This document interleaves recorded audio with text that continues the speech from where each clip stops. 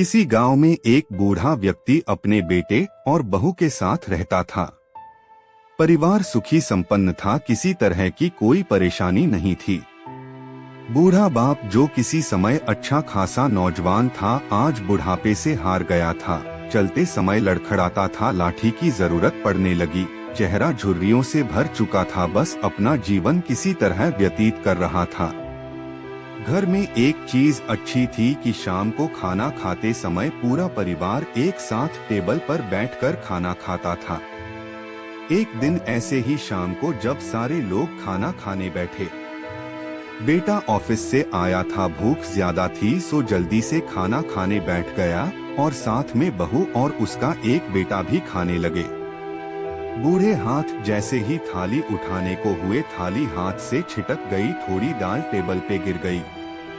बहू बेटे ने घृणा दृष्टि से पिता की ओर देखा और फिर से अपना खाने में लग गए। बूढ़े पिता ने जैसे ही अपने हिलते हाथों से खाना खाना शुरू किया तो खाना कभी कपड़ों पे गिरता, कभी जमीन पर। बहू चिढ़ते हुए कहा, हे राम, कितनी गंदी तरह से खाते हैं, मन करता है इनकी थाली किसी अलग कोने में लगवा देते हैं। बेटे ने भी ऐसे सिर हिलाया जैसे पत्नी की बात से सहमत हो। उनका बेटा यह सब मासूमियत से देख रहा था।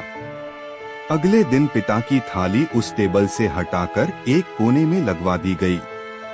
पिता की डबडबाती आंखें सब कुछ देखते हुए भी कुछ बोल नहीं पा रही थी।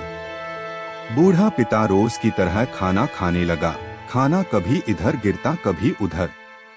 छोटा बच्चा अपना खाना छोड़कर लगातार अपने दादा की तरफ देख रहा था। माँ ने पूछा, क्या हुआ बेटे, तुम दादाजी की तरफ क्या देख रहे हो और खाना क्यों नहीं खा रहे? बच्चा बड़ी मासूमियत से बोला, माँ, मैं सीख रहा हूँ कि वृद्धों के साथ कैसा व्यवहार करना चाहिए। जब मैं बड़ा हो जाऊंगा और आप लोग बूढ़े हो जाओगे तो मैं भी आपको इसी तरह कोने में खाना खिलाया करूंगा। बच्चे के मुंह से ऐसा सुनते ही बेटे और बहू दोनों कांप उठे। शायद बच्चे की बात उनके मन में बैठ गई थी, क्योंकि बच्चा ने मासूमियत के साथ एक बहुत बड़ा सबक दोनों लोगों को दिया था। बेटे ने जल्दी से आगे बढ़कर पिता को उठाया और वापस टेबल पे खाने के लिए बिठाया और बहू भी भागकर पानी का गिलास लेकर आई कि पिताजी को कोई तकलीफ ना हो।